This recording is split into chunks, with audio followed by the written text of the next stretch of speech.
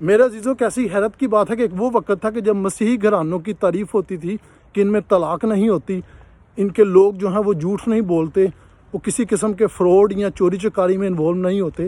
لیکن آج وہی چیز الٹی ہو رہی ہے. طلاق کی شرح غیر قوموں کی نسبت مسیحیوں میں بڑھ رہی ہے.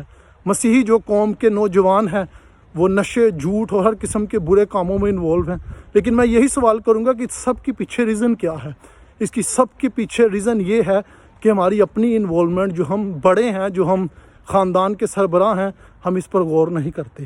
میرے عزیزو، ہم بچوں کی تعلیم و تربیت پر پیسہ وقف کرتے ہیں، اسکول بھیجتے ہیں، یونیورسٹیز کی فیس دیتے ہیں، لیکن اس کے باوجود بچے ہماری نسبت ادھر ادھر کی باتوں پر زیادہ غور کرتے ہیں.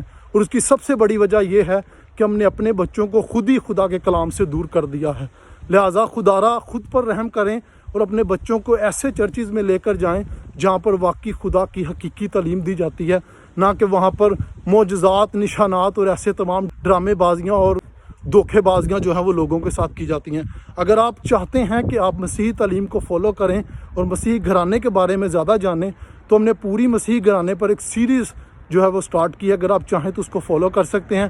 آپ اس ویڈیو کے کمنٹس میں اس پوری سیریز کا جو لنک ہے وہ ڈھونڈ سکتے ہیں اور فالو کر سکتے ہیں. خداوند آپ کے ساتھ ہو.